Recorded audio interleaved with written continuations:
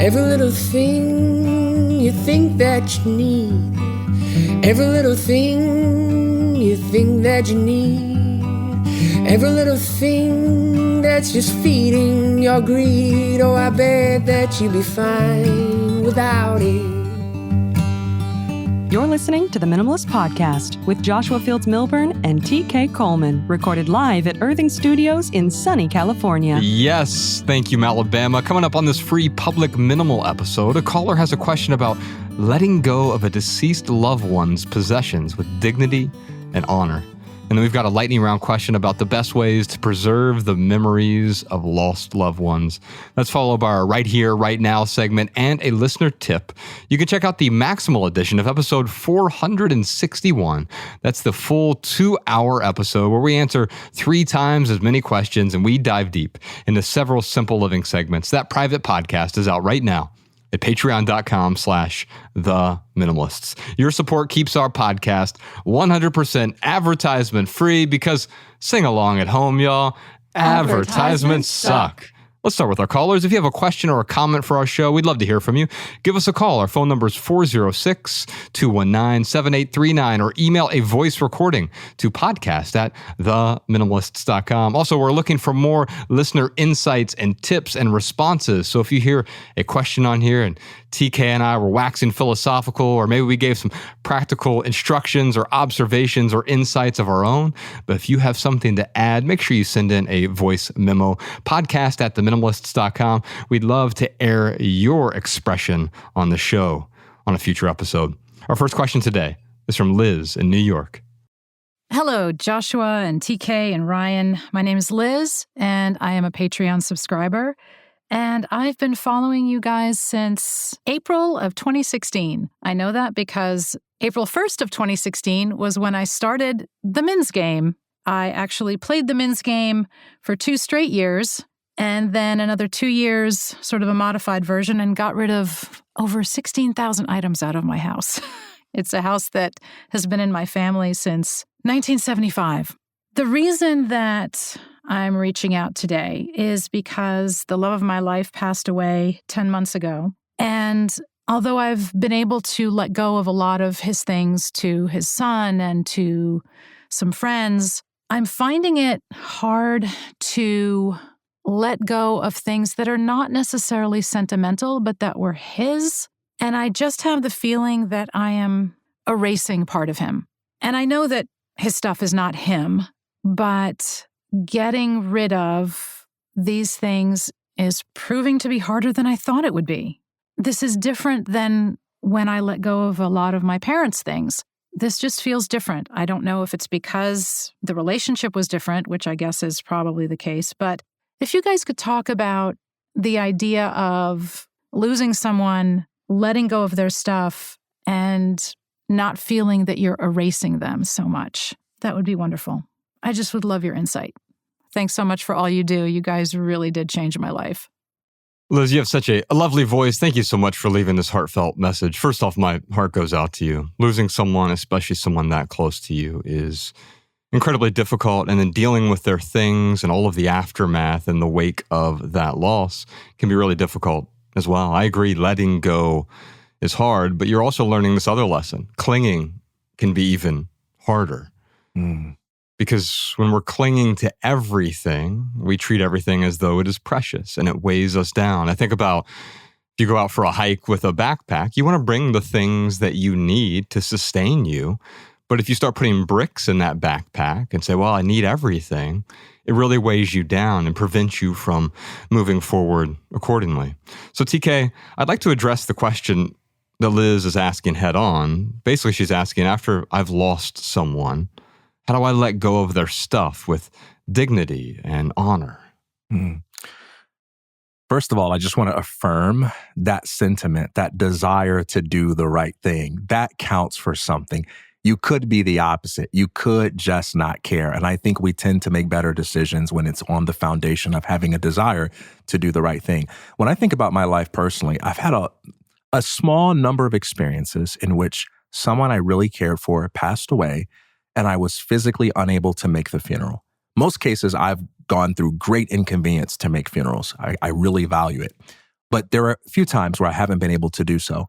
And on all of those occasions, I felt really guilty about it. I just felt really bad in the days leading up to it that I'm not going to be able to go. And in every case, I stopped, thankfully, because of people in my life challenging me, and thought about, what would that person think? What would they say to me if they saw me stressing out about going to their funeral? Mm-hmm. And I could not imagine any one of those people going, "You jerk, you ought to sacrifice everything to come to my funeral after all of the moments we had together in life." I think they would honestly say something like, "Hey man, do what you can. You've already paid your respects. I am no longer here. I don't want to be a form of clutter in your life. I don't want to take up space in a way that separates you from the best kind of life that you have. In the same way that you love me, I love you. And because I love you, I want you to be available for what is best for you. And you can't be available to what is best for you if you're letting a clinging to me and my stuff and my expectations be a weight in your life." Liz, this is one of the most difficult questions that I've had to answer because it forced me to get real introspective. I'm thinking about if I was in your position, actually, if I was in your husband's position and I were to pass away, what would I want for my wife? Well, there are a few things I would want. I want her to feel safe and secure. So I've done some things with respect to life insurance and retirement accounts so that she has some sense of safety there. But I also want her to be happy and to minimize any unnecessary suffering. It doesn't mean that she's not going to suffer if I die. I know that she will, but I'd like to minimize the unnecessary suffering. And so when I think about it in that context, how do I let go of someone's stuff with dignity and honor and respect? Well, that's what dignity is. Dignity is this state or quality of being that is worthy of honor and respect. And I can tell you one thing, that my wife, Rebecca, would not be respecting me if she clinged to everything. No, it is clung, isn't it? Ooh, if she clung to everything that I owned. And the truth is, if that got in the way of her happiness, I would want her to let go of all of it. I have no expectation that she should keep certain things once I'm gone. Once I'm gone, they're her things. And you know what she can do with her things? Whatever she wants to do with those things. Now, it's possible to let go of the things without letting go of the memories. I think Liz illustrated that nicely. But I think repeating that and understanding that the memories are not in the things, and even if I do let go of the things, I'm not letting go of his memories that we created together. I love that. I think about, there have been days where my wife is, at home having coffee, eating something, and she's in a rush and she leaves out the door and there are dishes left behind. Now imagine me looking at the dishes that my wife has left behind around the sink or in the sink and thinking to myself, well, I want to clean these up and put them in the dishwasher, but this is her stuff and I want to treat her stuff with dignity. The insight that speaks to that moment would be to recognize that to do the proper thing with her stuff is the dignity. That's the dignified course of action, to say, because I care about her and her stuff, I'm going to help these things fulfill their purpose. I'm not going to leave them in a state that doesn't represent anything that she stands for. And I'm not going to leave them in a state that inconveniences me at the same time, because nobody wins, everybody loses, including the people that I don't know who could benefit from your husband's stuff, right? I'm sort of shifting stories here, but what I mean by that is your husband's possessions are left behind. They're not useful to you in the sense that you don't need them. There are people out there who need them. When you let them go, you allow those things to fulfill their purpose by becoming useful to other people. And that honors your husband by representing his values, because I'm sure he's a person that believes in generosity. When I first talked to you about this episode, you said you wanted to title it Preserving the Past. And part of that preservation, when you think about preservation societies, when they look back at the past, they do retain some things. That's right. That might point toward the past. And so what TK is not telling you today, Liz, is, you know what? You should get rid of everything. You shouldn't cling to anything. Now, you can hold on to those things without clinging them. You can loosen your grip. And that is generally the first step in letting go, by the way, not holding on to the things that cease to serve you. But serving you can mean that it's useful in a literal, physical, practical sense, or it could be useful as a trigger for some of those memories. I remember you once told me that there are no sentimental items, only sentimental people. And so those items that are sentimental, if we treat everything as though it is a sentimental item, that becomes a problem, because then we have much more difficulty letting go of something when it is a sentimental item. Why is something sentimental? Because we have now imbued it with some sort of meaning that is not intrinsic to that item. If I found out that the guitar that I own was once played by Jimi Hendrix, now all of a sudden there's some sort of sentimental value tied to that. It doesn't change the state of the guitar at all. But then what if I find out a year later that actually it wasn't owned by Jimi Hendrix? Now I've removed the sentiment from that thing. Not really, because it was never in that item. That sentiment was only in me. That's right. I had a bracelet that we gave out at the funeral of one of my best friends who died several years ago. And it has his name on it. And I wore this bracelet on my arm for a long time after that funeral. And I just didn't want to take it off. And for a while, it started to feel like this is me keeping him in my life. But the material of it would rub against my skin in a certain way and really agitate it. I wasn't concerned about the fashion component because we all know I don't have any fashion sense. Oh, stop. But it was just like really irritating and bothering me. And I was putting up with it like, I got to keep it on. I got to keep it on. And at some point, I lost my way. I forgot what it was all about. There was a good sentiment behind me holding it on, but it served its purpose. And I just had to accept the fact that he's still in my heart. I still love him. And if he is aware of that, he knows that. And I can take this thing off, and I kept it in a drawer. So I still own it because that still means something to me, but I don't force myself to relate to it in a way that's unnecessarily uncomfortable. And it's like what you talked about, treating everything as precious. When everything is precious, nothing is precious. Maybe in a metaphysical sense, everything is precious, but imagine if we lived in this ever-present psychedelic state where every blade of grass was like a mystical experience, And at every moment, your mind is blown. You're like, whoa. You couldn't function. You couldn't function. One of my favorite books is called Jesus' Son. It's by Dennis Johnson. And the first page of that book, it's about a heroin addict. And he is really, really high. And the line, one of the most beautiful lines, he said, "I knew every raindrop by its name." Now, you can be in that mystical state, but you can't function in a practical sense if you're always treating everything as though it's precious. It doesn't mean you have to remove yourself from the present moment. You can preserve the past without living in the past. In fact, it's not even possible to live in the past. I was having this conversation with my daughter. She's 11 now. And we were talking about, I told her, well, the past doesn't exist. The future doesn't exist. She goes, well, the future hasn't happened yet, but the past exists. I said, well, where is it? And she just paused and she looked at me and she's like, well, it's in like it's back there. I said, back where? And she goes, well, it's like in our memories. I said, when do you have those memories? Like right now? Like, oh, isn't that interesting? And then she looked up a minute later, she goes, what's the meaning of life? Poor girl. I said, well, that's a much longer conversation. Joshua Fields Milburn as Socrates. Let's wait till you're 12 to have that conversation. But the thing about preserving the past is you are actually preserving the past for the present moment. Now, I would like to get practical for Liz because I could tell she's super practical. She played the 30-day minimalism game. She called it the MINS game. That's the hashtag that a lot of people would use on social media. And now that we're not on social media, you can still share it on social media if you'd like. But we have a bunch of people in the Patreon community chat who are sharing their own version of the 30-day minimalism game. And Liz played her own version of the 30-day minimalism game. She just kept going and got rid of 16,000 items. For those of you unfamiliar with the game, you can find the details at theminimalists.com/game. We also have a free calendar that you can download over there.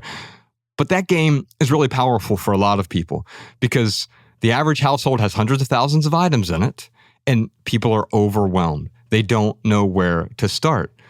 And what we say is you can start anywhere. The first day of the month, you just get rid of one item. Second day of the month, 2 items. Third day of the month, 3 items. It gives you a little bit of momentum because anyone can get rid of one item today. And my question for you, Liz, is there one item that you're holding on to, that you're clinging to, that was your husband's, that is now yours? And maybe you just want to loosen your grip on it a little bit. Just one item, not all of them. Maybe he has 300 items left behind or 3,000 items left behind. I'm not worried about those other items. What's the one item that you're clinging to right now that you're certain you're not getting any value from? And if you let it go, not only would it take that weight off your shoulders, but maybe that same item would add value to someone else's life if you're willing to stop clinging. I would also add to give permission to other people, whoever the next possessor of these objects are. Give them permission to use them in ways that are useful to them. Sometimes we attach ourselves to the expectation or the demand that if you're going to walk away with something that belonged to somebody that was so important to me, you've got to treat it in the same way they treated it. Or you've got to treat it in a way that's really, really, really sacred and so on. And your husband valued those things not because the way the previous possessor treated it. He valued those things because of the role they played in his life. And so as you're letting these things go, if it's not trash, if it's something that someone else can use, I wouldn't throw it away. You don't have to do that. But I would take it through all the channels that I use to sell things, to give things away. And you can take your time. You've already been holding on to them for a while. Keep something that's meaningful to you. But then I would let the people who really want them, the people that are willing to come pick them up, the people that are willing to pay for them, I would give them the grace of trusting them as the new owners of that object to do with it what they need to do. A couple other boundaries that might help you. Liz, I'm sure you're familiar with the Minimalist Rule Book, 16 Rules for Living with Less. One of those rules, or boundaries as it really is the 1 in, 10 out rule. And it was actually based on when you go somewhere and they're at capacity. If you go to a venue and it can only fit 100 people, they might make you wait at the door and one person goes out before one person can come in. It's the 1 in, 1 out rule. And quite often it's a law in different places. And I said, what if I apply this to my stuff? What if I want a new shirt? Okay, I can do that. 1 in, 10 out. I get rid of 10 shirts so I can replace it with one that I'm really going to enjoy. I like that. Now, obviously, that doesn't work long term. You'll end up with a negative number of possessions. But right now, what if you did a variation of that with your former husband's things? What if you held on to one thing you know you wanted to keep, and every time you said, I know I want to hold on to this, I'm going to give myself permission to let go of 2 things or 5 things or 10 things, the 1 in, 10 out rule with the existing things that are already there. And of course, the spontaneous combustion rule. Did he leave behind some things where you're like, oh, if I lost this, I'd actually feel a sense of relief if it spontaneously combusted right now? Well, that's a sign that I definitely want to let it go. And finally, the selling deadline rule is something that I think is useful. I agree you want to take your time, but you don't want to have a nebulous amount of time. So maybe it's by the end of the year, I'm going to sell these things. And if I can't sell them within a week, I'm going to lower the price. If it doesn't sell within a month, then I'm going to try to donate it to someone who can get value from it. If I can't donate it for some reason, then I'll try to recycle it. And if it's not recyclable, then I will trash it. And working your way through that process, but having a deadline along the way means those objects get out of your home, but much more importantly, they get out of your mind and they're really weighing you down in there. It's not the object itself that is weighing you down physically. It's every time you see it. It's recreating some sort of micro trauma in your life, and that's why it becomes difficult to let go. Liz, I'd love to send you a couple things. Number one is, if you haven't read our book, Everything That Remains, it really involves my story of letting go of sentimental items. I actually started minimalism by letting go of sentimental items. Terrible place to start. But the good news is, Liz, you already have so much momentum. You're so good at letting go right now that I know you can let go of some of these sentimental items. And I think that story will inspire you. If you already have the book, great. Otherwise, I'll be happy to send you a copy of the book. Or if you want the audiobook or the ebook, we'll send those to you as well. And then also, I'd love to offer you a free clutter counseling session with TK Coleman. This is something we've been doing now. I know, TK, you had a bunch of appointments last week and you've been interacting with people. And what's been really nice about this, there's some people who need to meet for multiple sessions, but quite often, if they come to you with one specific problem, within an hour, you're able to help them work through that problem, see a perspective that they may have otherwise not seen before that call. Absolutely. There are some where it's, hey, let's do this on a monthly basis or a biweekly basis. But there are others where it's one pressing issue, just one thing they're stuck on. And we get to the bottom of it, or we at least lay a foundation upon which they can build without the need for further coaching. So this is some of the most fun I've had in years. I've done a lot of coaching, but I gotta say, I love our community. I love our family. When you do work, you certainly want to treat everyone with integrity, no matter who it is that you serve. It's kind of like when you're a bartender or working as a server at a restaurant. Everyone who comes into your section, you treat them a certain way. But then there are some people who come in and they're just really fun to serve. They're just really fun to serve. And that's what our community has been like. You are a fun, wonderful, beautiful community to serve. And so I look forward to doing more of these. This is really, really great. And it could be anything. You can bring your struggles, your challenges to the table. It can be digital clutter, physical clutter, emotional clutter, relationship clutter, identity clutter, career clutter, education clutter, whatever it might be. TK can help walk you through and provide those insights. So when you walk away, you'll say, wow, I feel a little bit lighter, or in some cases, a whole lot lighter. So Liz, I'd love to offer you one clutter counseling session. For anyone else who's interested, you can head on over to theminimalists.com and click on counseling up there at the top. And then also, if you can't afford the clutter counseling, we're going to do one scholarship every month. All you have to do is send a less than 2-minute video to clutter@theminimalists.com. That email address is over on the webpage there, the clutter counseling webpage. If you can't afford a clutter counseling session, then we'll consider you for a scholarship, or TK will consider you for a scholarship in the future. clutter@theminimalists.com. Before we get back to our callers, Alabama, what time is it? You know what time it is. It's time for the lightning round, where we answer the Patreon community chat's question of the week. Yes, indeed. Now, during the lightning round, we each have 60 seconds to answer your question with a short, shareable, minimal maxim. You can find this episode's maxims in the show notes at theminimalists.com/podcast, and every minimal maxim ever at minimalmaxims.com. We'll also deliver our weekly show notes directly to your inbox, including 7 new maxims every Monday for free if you sign up for our email newsletter over at theminimalists.email. We'll never send you spam or junk or advertisements, but we will start your week with a dose of simplicity. What's the question of the week this week? How do you preserve the memories of lost loved ones? How do you preserve the memories of lost loved ones? Well, TK, before we get to our pithy answers, let's hear how some of our listeners answered this question. Susan said, I upload photos of loved ones to my digital picture frame so my family is reminded of good times with them. There's something special about digital picture frames in particular. I do something on my fridge where I swap out a photo every month, and it's a physical photo. And so sometimes it's just something silly from the past. It'll be, right now, the one that's on my fridge is Ella when she was like maybe 4 or 5 years old, and she has the swimming goggles on, and she has like she's a whole swimming diver's outfit, but she's in the backseat of a car. Just snorkeling in the backseat of the car. She is snorkeling in the backseat of the car, and it's so cute. And other ones will just be cute moments that we've had from the past. It's a way that we preserve the past. But I found that digital picture frames are especially magical because when someone comes over to your house, they generally don't want to look at all the picture frames. But if you have a digital picture frame, we were so compelled to look at a glowing screen that people are like, oh, is that when you went to Hawaii? Oh, you were in Glacier National Park? Oh, tell me more about this. And it's almost this great conversation starter. In fact, we did something a while ago called a scanning party. We'll put a link to that in the show notes so you can see what scanner that we use and what digital picture frames that we use. Megan had this to say. For the people I've lost, I use their birthday as a reminder to celebrate their lives and share the memories I have of them. I might share a post on social media about a positive experience we had when they were alive. A decade ago, my friend Stan Dukes, I wrote an essay about him when he died really unexpectedly. It was in his late 30s. I think he was 36 at the time, so mid-30s. and just died out of nowhere, had a heart attack, and it was gone in 2014.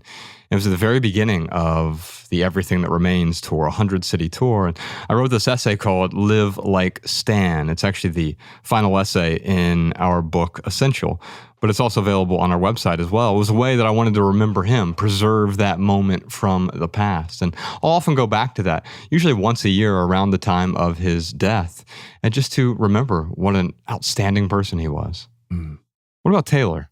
I preserve the memories of my lost loved ones by using the things they gave me. For example, my grandmother crocheted a blanket for me, and it's always at the foot of my bed for when I need an extra layer. I like to keep her jewelry in my regular rotation as well.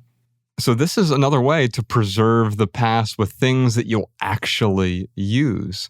You're carrying the past forward. You're not being dragged back into the past. Nastasia said this. I hold on to handwritten letters, photos, video clips, and audio messages that people send me. I have a few of my dad's t-shirts I still wear, and I have a charcoal drawing of my mom and her favorite coffee cup.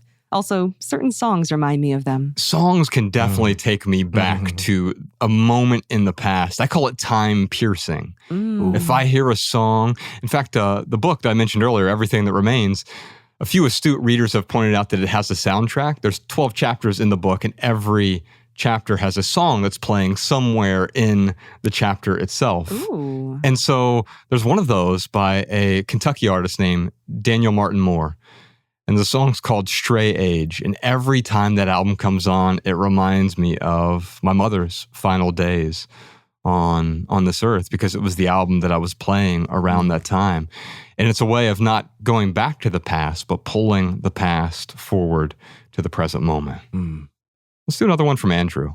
Andrew, Elise, and Shannon all said, I preserve the memories of my loved ones by telling stories about them to my children. So telling stories about the people that we love, what a great way to honor someone with dignity. Absolutely, man. There's an old saying that tell me a truth and I will believe. Tell me a fact and I will know, but tell me a story and it will live in my heart forever. One of the ways to keep the people in our lives alive forever is to share stories about how they've influenced our lives. What was great about the Live Like Stan essay is most people who read my stuff have no idea who he was, but now there are literally hundreds of thousands, if not millions of people who have read that essay at this point. And so now he, in a way, lives on in their hearts as well. He touched people he never even had the chance to meet. And that's the beautiful thing about the written word. It's communicative, but you can communicate with that inner voice, with the brain voice of someone with whom you didn't even share the same timeline. Yeah. You can read someone who died before you were born, and yet they're communicating with you, and they're exposing their most heartfelt interior life onto the page, and you get to pick that up in a way where it lives on beyond the death of that author. Are you saying that Hemingway lives in your head rent-free? He's like, you pay me to live in your head. What about one more from Stephanie? I used to keep trinkets, cards, and photos and household items, but then I realized that I never actually searched for those things to ignite the memories. Those memories just pop up into my head.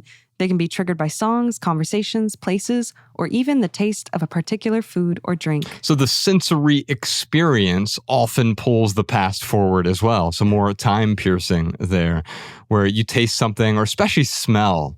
You could smell something, it smells like my mom's coat from when I was 4 years old. How did I even remember that? How did my brain keep that? And so the sensory experience can often pull the past into the present moment. But then at the same time, once you realize the memories are not in our things, you're free to let go. And I think the sensory experience often does that. Oh yeah, those memories have been in me the whole time. When I smelled that slightly musty coat, oh yeah, it brings back that memory. The memory was never in the coat. It was always inside me. In fact, that is my pithy answer for today. Once you realize the memories are not inside the things, you are free to let go. You can read dozens of other listener responses in the Patreon community chat. How about you, listeners? How do you preserve the memories of lost loved ones? Let us know in the comments. Okay, give me something pithy, TK. How do you preserve the memories of lost loved ones? You can let go of a possession without throwing away the person. Imagine if I have, think back to the 80s where you walked around with a boom box on your shoulder. Imagine I'm walking down the street with a boom box and I'm listening to a song and I'm jamming out. I'm so sick of love songs, right? In dedication to JFM. And I drop that boom box and it breaks and shatters and the music stops. Imagine I scurry and I gather up all the pieces and I walk around with this broken radio and someone says, "Hey, brother, why do you have a broken radio?" And I say, "Well, the song that I was jamming out to, it was emanating through this radio. And so I'm hanging on to it because I got to honor the song." Well, the way you honor the song isn't by hanging on to the broken pieces of a radio that don't work anymore. You hang on to the song by letting go of the broken pieces of the radio and by singing it, because the song lives in your heart and the song is an energy that is not limited to being broadcast through that particular device, but through anything that is receptive to that energy. And when it comes to the people that we love, we honor them by letting the song of their life live on, sing on through the way we live, through the way we represent them. That's beautiful. Well, we're nearing the end of page 1. We still have a couple more pages to go, and we're just getting started. We have a gazillion more questions to answer, but first, real quick, for right here, right now, here's one thing that's going on in the life of the minimalist. We do this twice a year, TK. It's called Simplify Everything. What if you could remove all the clutter from your life? Not just physical clutter, but also emotional clutter and mental clutter and financial clutter and digital clutter and career clutter, calendar clutter, even relationship clutter. Well, we've helped millions of people do that, and now we've helped thousands of people through a course we have called Simplify Everything. It's our first ever decluttering course. We've been doing the Minimalist for 14 years now, and we waited until last year to finally aggregate all of the insights, observation, and wisdom that we have accumulated over the years, and we put it into this 5-week course called Simplify Everything. It includes 5 distinct weeks. Each week we cover a different type of clutter, 17 different video lessons featuring me and Nicodemus and TK Coleman, 45 clutter problem areas, 135 decluttering solutions, 50 minimalism resources, a 30-page workbook, and a student forum so you can interact with other people who are taking the course at the same time. You can now purchase this course for yourself or as a gift for someone else if they also want to declutter this year. Enrollment will open on October 1st, 2024, and it's open for just 72 hours. You can watch the official trailer, read graduate testimonials, and enroll over at simplifyeverything.xyz. It's not .com, it's .xyz. You know why? Because XYZ is the end of the alphabet, and Simplify Everything is the end of your clutter. Oh, I love it. And the beautiful thing about this course is once you have access, you have access. And that includes any, updates we might make when we write notes and things like that. And this is useful because when you take the course the first time, what you're going to find is there are 1 to 2 areas that are really tripping you up and that you want to focus on, and it helps you immensely in those 1 or 2 areas. But just like reading a book a second or third time, you find that your life has changed, you've evolved, and now some other area of clutter that wasn't as relevant to you, wasn't as much of a pain point, is now a big deal, and you can go back through it and focus on those other sections at a later time. Simplifyeverything.xyz is where you can find it. If you are listening to this early, you want to get on the email list over there, so we'll notify you as soon as it is available. Simplifyeverything.xyz. The end of your clutter starts with Simplify Everything. Alabama, what else you got for us? Here's a minimalist insight from one of our listeners. Hi, Minimalists. This is Andrea. I'm a Patreon subscriber, and my tip is for anyone looking to manage kids' artwork. My husband and I preemptively decided to keep art in 2 categories, the first of its kind and the best of its kind per year. So if our little one makes a crayon picture, there will only ever be 1 first crayon picture, but each year after that, we will choose the best crayon picture to keep for that year. Anything that comes in a close second, we'll just take a picture of if it's that meaningful. So far, it's been working really well for us. Thanks for listening. Andrea, thank you so much for that artistic comment. For anyone else who has a listener tip or insight about this episode or any other episode, leave a comment on Patreon or YouTube, or better yet, send a voice memo to podcast@theminimalists.com so we can feature your voice on the show. We'd love to hear from you. All right, that's the first 33% of episode 461. We'll see you on Patreon for the full Maximal edition, which includes answers to a bunch more questions. Questions like, what are 14 simple tips that will make decluttering much less overwhelming? How can minimalism benefit people with neurotypical disorders like ADHD or OCD? Do you know that Martin Luther King Jr. had a speech about how much advertisements suck? Plus, we got a million more questions and simple living segments over on the Minimalists private podcast. We also have an outstanding home tour for one of our listeners this week. Visit patreon.com/theminimalist or click the link down in the description to subscribe and get your personal link so that our weekly Maximal episodes play in your favorite podcast app. You'll also gain access to all of our podcast archives all the way back to episode 001. By the way, Patreon is now offering free trials, so if you'd like to test drive our private podcast, you can join for 7 days for free. And that is our minimal episode for today. Big thanks to Earthing Studios for the recording space. On behalf of Ryan Nicodemus, TK Coleman, Malabama, post-production Peter, Spire Jeff, and Spire Dave, AB over there on the couch. We have Savvy D on the board today. And the rest of our team. I'm Joshua Fields Milburn. If you leave here with just one message, let it be this: love people and use things, because the opposite never works. Thanks for listening, y'all. We'll see you next time. Peace. Every little thing you think that you need, every little thing you think that you need, every little thing that's just feeding your greed. Oh, I bet that you'd be fine without it.